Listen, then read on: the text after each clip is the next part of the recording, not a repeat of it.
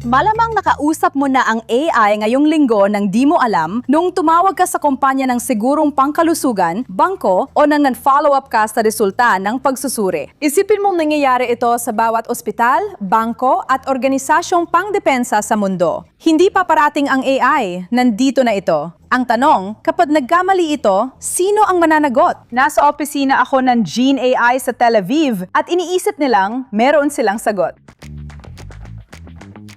Magkaiba ang paggamit ng ChatGPT sa email at ng AI ng mga organisasyon sa desisyong medikal, pinansyal at operasyonal na may malalaking epekto kapag nagkamali. Iyan ang problemang tinutugunan ng Gene AI.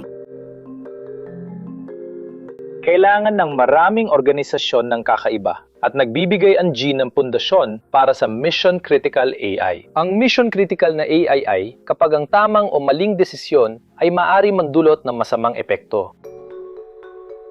Hindi gumagawa ng AI si Gene. Naghahanda siya ng mga kontrol para matiyak na tama, responsabale at ligtas gamitin ng AI sa mahahalagang desisyon. Isang taon mula ngayon, magkakaroon tayo ng libo-libong AI solutions at agents na tatakbo. 10,000, 20,000 o baka 50,000 empleyado ang gagamit ng AI araw-araw. Meron silang mga hiwa-hiwalay na AI system na tumatakbo ng walang kontrol. Magkano ang gastos? Sino ang mananagot kung may nangyaring mali? Kung wala kang enterprise-grade na AI foundation sa malakihang saklaw, masisira ang maliliit na tool na yon. Nangyayari na ito sa mga organisasyong inaakala ng karamihan na kontrolado na nila ang sitwasyon. Maraming empleyado ang gumagamit ng kuminsan ay 12-12 ng magkakaibang AI tool nang walang pagsubaybay. Sensitibong datos, record ng pasyente at impormasyong pinansyal ay nilalagay sa mga sistemang hindi aprobado o alam ng mga nakatataas. Karamihan sa mga tao ay walang ideya kung gaano sila ka-exposed, personal man o professional. Naiintindihan ng mga negosyo ang mga panganib, pero mas mabilis ang pag-adapt nila ng teknolohiya kaysa sa kakayahan nilang kontrolin ito. Hindi lang ito tungkol sa tech na kumpanya, kasama pati ang healthcare provider, bangko at mga organisasyong pinagkakatiwalaan mo ng sensitibong impormasyon. Ano ang itsura nito sa totoong buhay? Silipin natin ang Maccabi Healthcare Insurance ng Israel. Mayroong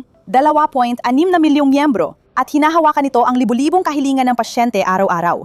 Hanggang kamakailan lang, marami sa mga kasong ito ay manumanong nire-review hanggang sa pumasok ang Gene AI. Otomatiko, namin pinoproseso ang maraming medical na record, dokumento, pag-aproba at mga transcription ng tawag sa telepono. Gumagawa talaga kami ng buod ng CAS o medical na buod. Sinusuri namin ang tama at nagbibigay ng mga rekomendasyon sa pinakamainam na susunod na hakbang. Ipinapakita ang resulta sa doktor gamit ang isang napaka-user-friendly na app. Isipin mong mababawasan ang karaniwang oras ng pagproseso mula 30 minuto hanggang 3 minuto. Pinapabilis ng AI ang proseso pero tao ang may huling desisyon gaya sa healthcare, finance at defense. Nakikipagtulungan kayo sa depensa. May ilang kliyente sa intelihensya na di pwedeng pangalanan. Ano ang papel ni Gene doon? Isipin mo na may nagaganap na emerhensya. Libo-libong sensor ang nagpapadala ng kanilang datos. Mga video feed, ulat mula sa mga tao, tawag sa telepono, mapa, dokumento, mga larawan. Si Gene ang nag-uugnay at sumusuri ng maraming datos. Natutukoy nito ang mga umuusbong na pattern bago pa mapansin ng tao. Sa depensa, hindi lang katumpakan ang hamon, seguridad din. Bawat AI query na ipinapadala sa labas ng isang organisasyon ay datos na lumalabas. Sa militar at intelihensya, seryosong pakanib ito. Dahil dito, ang pinakasensitibong sistema ng Gene ay tumatakbo lang sa network ng kliyente. Walang internet, panlabas na server o anumang lumalabas sa gusali. Ilang empleyado na ngayon ang Gene? Sa Israel, meron kaming 130 tao. Sa mundo, may 2 kami. Sa Singapore, sa London, at sa New York. May isa pang team sa kabilang panig na humaharap sa depensa mula sa Israeli Mossad, mula sa IDF. Sa loob ng wala pang 2 taon, si Gene ay nakalikom ng $25 milyong at pumirma ng mga kontratang nagkakahalaga ng 10 milyon. Pinalawak ito lampas Israel at ginagamit na ng ilan sa pinakamalalaking critical na organisasyon sa bansa. Ngayon, inilalabas na nila ang modulong ito sa buong mundo. Naniniwala kami na ang Mission Critical AI ay magiging isang kategorya na rin, katulad ng cybersecurity.